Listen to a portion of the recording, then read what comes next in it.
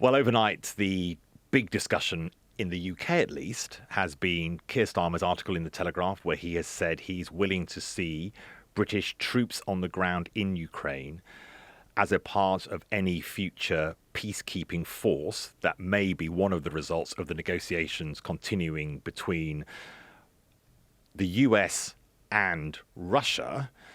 The big question is, though, Gordon, is who else is going to be involved? There are talks today in Saudi Arabia between representatives of the US government and Russian officials. Any form of peace deal, I don't think we can really call it a peace deal because Vladimir Putin is an autocratic leader who has invaded a sovereign nation and has gained territory from that. So if he keeps it, that doesn't appear to be a peace deal. It'll be a carve-up. Well, it's a capitulation, yes. So Volodymyr Zelensky has said any deal, whatever we might call that doesn't involve Ukraine is simply illegitimate. Well, yeah, and it's all very well the Americans and the Russians saying this is what we've come up with, but if the Ukrainians don't agree to it, then what's to stop Ukraine fighting on, for a start? Okay, they may not have the support that they've got at the moment, but they could carry on fighting. It's just a bizarre idea, isn't it? The idea that a country that is fighting for its future could have its existence effectively decided by two other countries, and then just told, no, you just got to get on with it. I find that incredible. There was a very interesting section in our sister podcast, Ukraine the Latest, from last Friday, which I'd encourage you all to go and listen to, about there is already a resistance in the Donbass and Crimea, which are areas that originally were invaded by Russia, the Crimea in 2014, and then more recently in the 2022 invasion, that there are disruptive forces in those territories supposedly controlled by Russia. So as you say, just saying, right, this is now peace and Russia can keep that territory doesn't mean that those are actually the facts on the ground. We have had today, and the other thing to this, President Putin must be thinking, well, I've sort of won here. So far, I have invaded somewhere. The West has said this will never stand. But actually, led by Donald Trump, the West is now saying, well, maybe it will stand what you have done. Well, today, Sergei Lavrov, who is in Saudi Arabia, has spoken, one of the few reactions we've actually seen from Russia officially, and he has said there will be no thought of, in quotes, Moscow giving away or giving back any land to Kyiv. It's not very Trumpian, is it? The idea that you go into a negotiation and you've already given away your hand before you start the negotiations. I find that extraordinary. I would have thought Trump would have gone into this and said, right, our starting point is you get out of Ukraine, you stay out of Ukraine, and that's where we're starting from. And then, okay, if you end up in a position where you say, we'll allow you to keep this, that's a negotiation. But he's already given them everything they want before they even start a negotiation, hasn't he? And Trump's not like that normally. I think he feels so empowered that he is the world leader, that I get the sense that he feels he can tell Putin what to do. It will be on Trump's terms, so he doesn't have to negotiate. It's not a negotiation. He has said to Russia, he has said to Russia, to be accurate, because you don't always know what the truth of what Donald Trump says is, that he has said that if Putin didn't agree to stop the killing, in similar language that he used against Hamas in Gaza, there would be hell to pay. And so he's got to claim, hasn't he, that these are the terms, Vladimir Putin, accept them or accept the consequences, and the consequences you won't be able to deal with. That seems to be his negotiating position.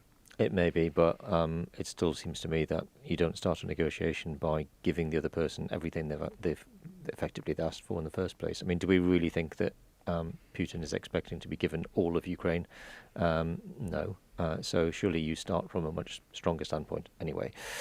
What do we think of Sir Keir Starmer walking around in fatigues?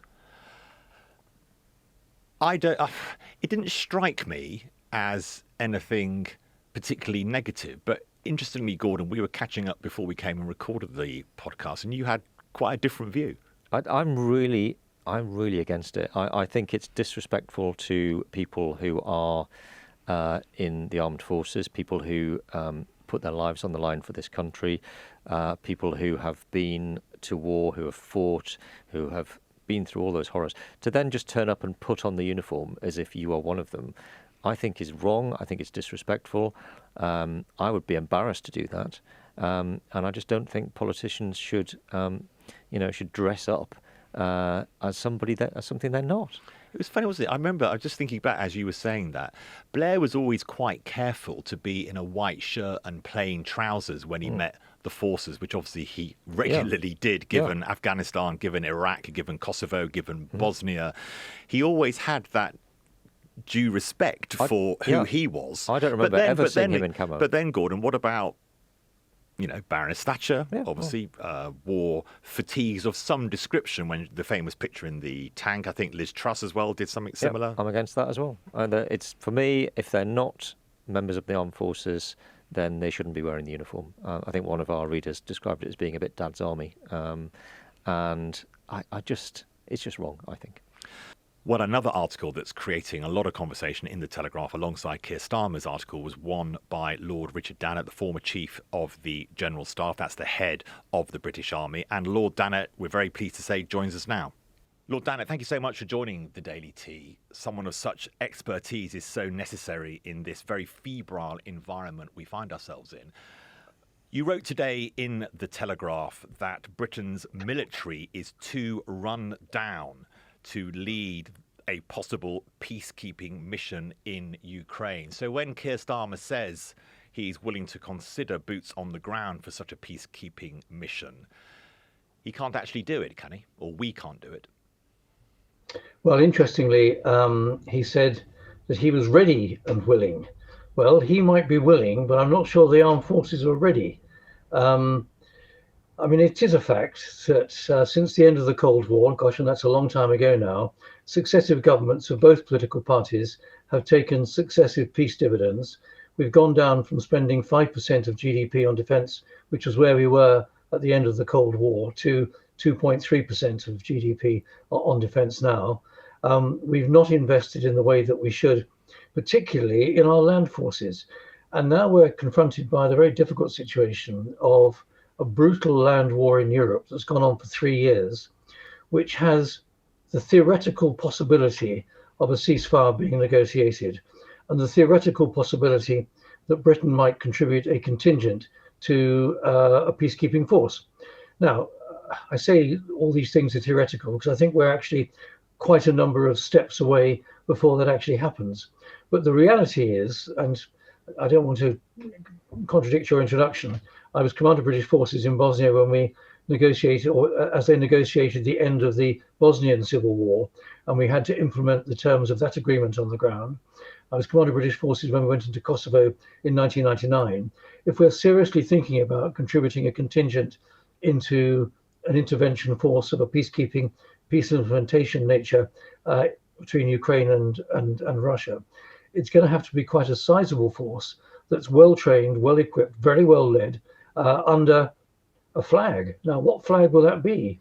I don't think Putin would accept a NATO flag. I'm not sure we would accept an EU flag. I'm not sure the United Nations is up for a UN flag. So there's a whole bunch of issues here, which I think have got to be carefully thought through before we get to the point of putting British troops in harm's way, which of course they're willing to do, provided the operation is well thought through, well planned, and critically, the soldiers are well equipped. Would we, Lord Dannatt, be capable of mounting the operations that you led in Bosnia and Kosovo now? Well, I think without splitting hairs, I think the question to ask is, would we be capable of mounting the operations when I was Chief of the General Staff in Iraq and Afghanistan?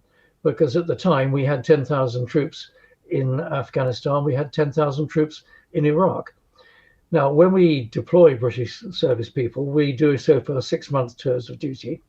We apply a 24-month rule, which actually means for 10,000 deployed, there's another 30,000 going around the loop of either recuperating from the last deployment, getting ready and training for the next deployment. Could we do Iraq and Afghanistan with 10,000 each today? No. Could we do one of those? Well, actually, we would struggle. We've already got forward deployments in Estonia and Poland to help out those allies. We've got other commitments around the world.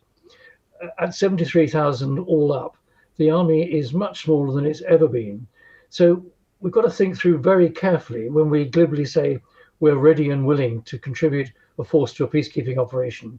We've got to work out very carefully, what it is, how large it's going to be, for how long, and critically, with what the soldiers are going to be equipped with. Bear in mind, over successive defence reviews, we've reduced the amount of strategic airlift we've got. We've reduced the amount of tactical airlift we've got. We're cutting back the number of helicopters that we've got. We gave away all our artillery, our 155mm artillery, to Ukraine early in the war. We haven't got enough money to refurbish our Warrior infantry fighting vehicles. Frankly, the underfunding of our land forces in particular, those birds of risk are coming home to roost, big time. How much larger would, let's just say, for the sake of argument, the army, if we just take that in isolation, how much larger would the army need to be in order to achieve the goals that you're talking about? And how quickly could that be stood up? Because, even if the Chancellor agreed billions more spending tomorrow, you couldn't just go out and hire thousands of soldiers ready to go to Ukraine next week, could you? No, it would take time. We certainly, with the size of the army and the way it's equipped today, could not replicate what we were doing between 2006 and 2009 and have 10,000 deployed each in somewhere like Iraq and Afghanistan. The question is, could we deploy 5,000 to 7,500 to Ukraine today as part of a multinational force? Well, yes, we could. I think we would have to take a commensurate decision to mobilize a fair number of our reserves, probably not just the Army Reserve, that's the old Territorial Army, but some of our regular reserves, those who have served previously, but still have a reserve service liability, while growing the permanent cadre, the permanent size of the regular army by another 10 to 15,000. Go back to what I was saying before, that for every soldier you deploy, you need another 3 going around the cycle. And we've got to make sure they've got the right equipment. And it is, as much as anything else, it's our failure to invest in land forces equipment that has put us in the difficult position that we are now. So it would take time. We could start to deploy a force in perhaps 3 to 6 months' time, but sustaining it will take money, it'll take more equipment, and definitely a budget uplift for the Ministry of Defence. You've mentioned money. You've mentioned the fact that Sir Keir Starmer has promised to increase defence spending from 2.3% of GDP to 2.5%, although we don't know when by. Presumably you've been involved in talks about trying to persuade various governments to part with more money for defence. Every Prime Minister there's ever been says that defending the nation is the number one priority of any government.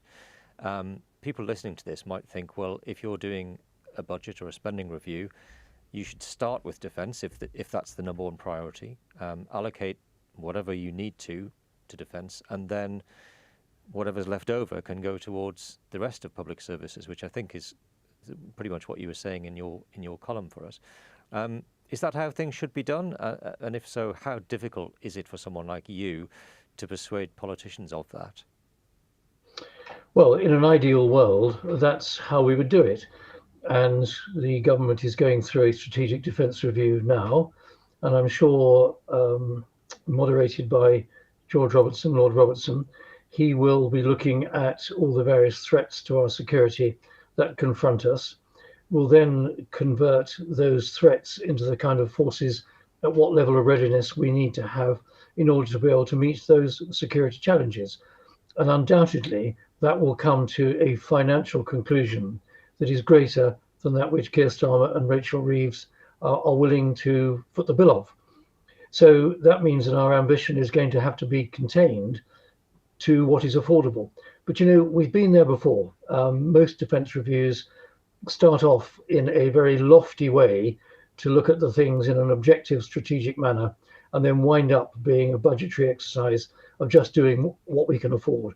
And I'm pretty sure that's where we're going to be, unless circumstances over the last few days and weeks are going to cause our Prime Minister and the Chancellor of the Exchequer to remember what you've just said, that defence is the number one security of, or number one priority of a government, and be prepared to allocate considerably more money to defence.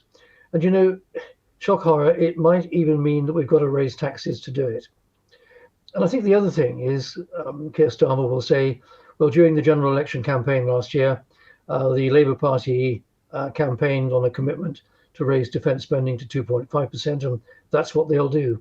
Yes, that's fine. But when the situation changes, the answer to the questions have got to change.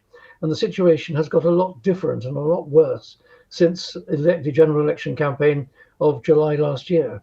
And if that means that, again, shock horror, politicians have to do what some would call a U-turn and change their mind about something, well, so be it. The world doesn't stand still. The world doesn't stay put. And if it means that we've got to go from 2.3% of GDP on defence beyond 2.5 to 3 or 3.5 over, say, the next 5 years, and that's what's justified and needed, well, then we've got to do it. But the critical thing, and this really is the critical thing, that whatever level of increased defence expenditure is agreed to, there's got to be a timescale applied to it, so that defence planners and programmers in the Ministry of Defence know what money they've got. They can let contracts to British industry. That's actually quite good for economic growth anyway, so that we all know where we stand and we can grow our armed forces in a sensible programmed fashion and not have to rush out and buy stuff off the shelf, which is probably American, which will just boost American industry. So it's got to be thought through to decide what we need, how much, over what period of time, and then the Ministry of Defence has got to let sensible contracts to British industry, which is good for them and good for their country, and means the armed forces get the equipment at the right level of training and readiness that we need. Lord Dannatt, what's your opinion on how Donald Trump is approaching any possible negotiations with Russia? The way it's being analysed is that some deal could be put on the table that will allow a dictator to invade a sovereign nation illegally and retain territory, which is very shocking to many, many people, and particularly military analysts. I just wondered what your opinion is of Donald Trump's arguments. Well, I think we've got to go back to conversations we were having at the end of last week. And there were two things that came out of the White House, not directly from Donald Trump, but from his senior officials. One was that Ukraine would not be allowed to join NATO, that was being taken off the table. And secondly, that if there was a ceasefire, Russian troops would remain where they are in possession of territory in eastern Ukraine that they have already seized in this illegal war. Now, that's two major concessions in a negotiation before a negotiation has even begun. And then you've got to look at the manner in which these negotiations are being approached. It would seem that Donald Trump, in his bluff, bravado, businessman-like manner, thinks he can do a deal with Vladimir Putin. And it would seem that he's even minded to do that deal over the head of President Zelensky and over the head of the Europeans. Now, that's a funny old situation to be in. It's certainly outrageous to negotiate over the head of Zelensky, but it's equally outrageous to negotiate a solution which could adversely affect the security of Europe, when at the same time America is saying we want to be less involved in the collective security of Europe through our involvement in NATO. So we could see a situation where a ceasefire is imposed on the Ukrainians, which leaves part of their country in the possession of their foe, no prospect of joining NATO or not in the immediate future. And the Americans saying, well, we're going to be less involved than we were in the past in the collective security of Europe. Oh, by the way, you Europeans, you can get on and run this ceasefire yourself. All that's going to do is reward a dictator, Vladimir Putin. It's going to give him the breather to reconstitute his forces. And if we haven't increased our own military capability in Western Europe and other European countries, such that we've got a deterrent capability, then it runs the risk of Vladimir Putin pushing again somewhere else, because he's been rewarded once and thinks he can get away with it again. This does have shades and echoes of the mid to late 1930s all over again. We can't let history repeat itself. How worried are you about the future of NATO, Lord Dannatt? Trump seems rather cool on NATO altogether, and as we know, he thinks that NATO countries should be spending huge amounts more on defence. He doesn't see why the Americans should prop them up. Do you think the whole future of NATO is now in doubt? There's certainly question marks over the future of NATO, but there shouldn't be. NATO has been a highly successful defensive alliance for a very long time. And actually, incredibly, it's survived when others would have thought it would have disappeared. Usually an alliance disappears when the threat that spawned it itself has gone. Well, the Warsaw Pact and the Soviet Union disappeared at the end of the Cold War, but NATO continued. And one of the reasons for NATO's continued success is United States involvement. Now, perfectly reasonably, Donald Trump wants the United States to do less in Europe, but doing less does not equate to doing nothing. There's not a binary answer here. The Americans quite rightly can dial down their contribution to NATO.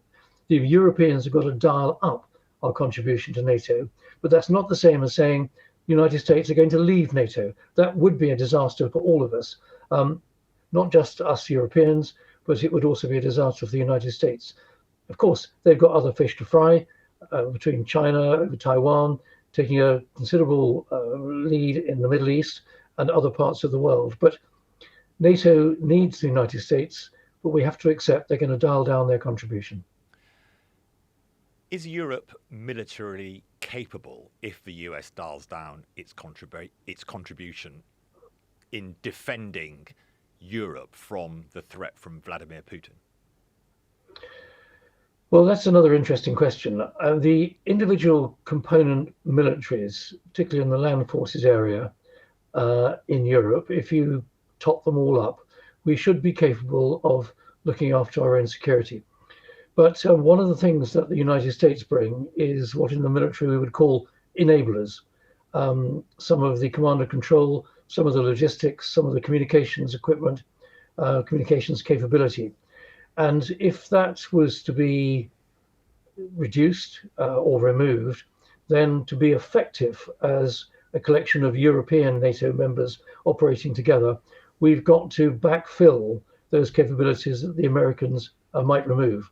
Strategic airlift is another one that we've often relied too heavily on American capability.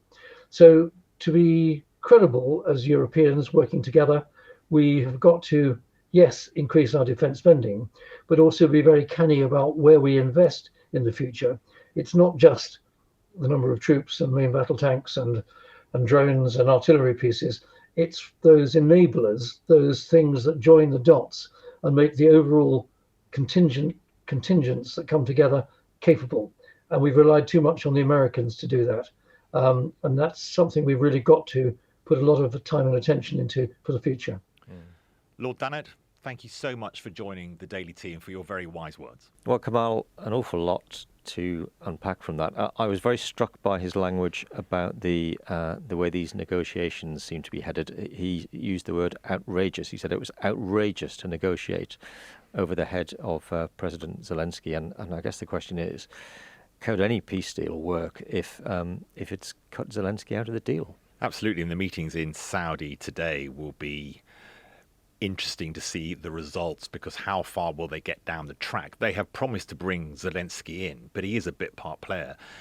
The clarity you get from military leaders is so refreshing in a world of politics where words can mean 100 different things. I was most struck not just by his points on the need to increase the budgets that are spent on defence, and actually that is the priority of government. Yes, the NHS is important. Yes, infrastructure is important. Yes, housing is important. But in the end, it matters for little if the security of Europe collapses. But also his point, the distance between what Keir Starmer wrote today in the Telegraph, i.e. ready and willing, and the actuality on the ground. And that's what people like Lord Dannatt just make so clear. And I think is then frustrating to you, listeners to and watchers of the Daily Tea, to Telegraph audiences, and they've been saying this in the comments. Yes, it's quite easy to say something, but doing it is very, very difficult. And you do feel, having spoken to him, given his history in Afghanistan and Iraq in particular, but going right back to Kosovo and Bosnia as well, military capability is a real skill, a logistical and engineering challenge. It's not simply saying, yes, we want to do something. Yeah, or turning up in camo, as Keir Starmer has been doing, I think yesterday, and getting a good photo op of him looking like a soldier, which is far removed from what he is. You do wonder sometimes, don't you, if politicians fully grasp the way that the military works, the way that the military needs to plan ahead for things. I think I was interested in his response to the question about how quickly could you turn this around, even if they spent billions more, because, as he said, it's partly about manpower, but it's also about equipment.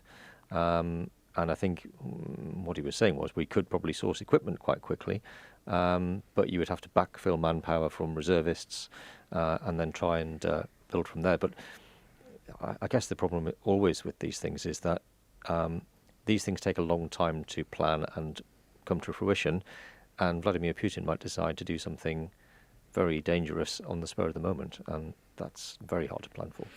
Well, the next stage, in the UK at least, of course, we'll be watching Ukraine incredibly closely over the next few days, weeks and months. And do always listen to our sister podcast, Ukraine, the latest, is George Robertson. He mentioned George Robertson, Lord Robertson, former head of NATO, who is doing this defence review for the government. That's going to be coming out later this year. And that will be the next stage of what is the UK going to do to ensure the security, not just of Britain, but of the whole of Europe.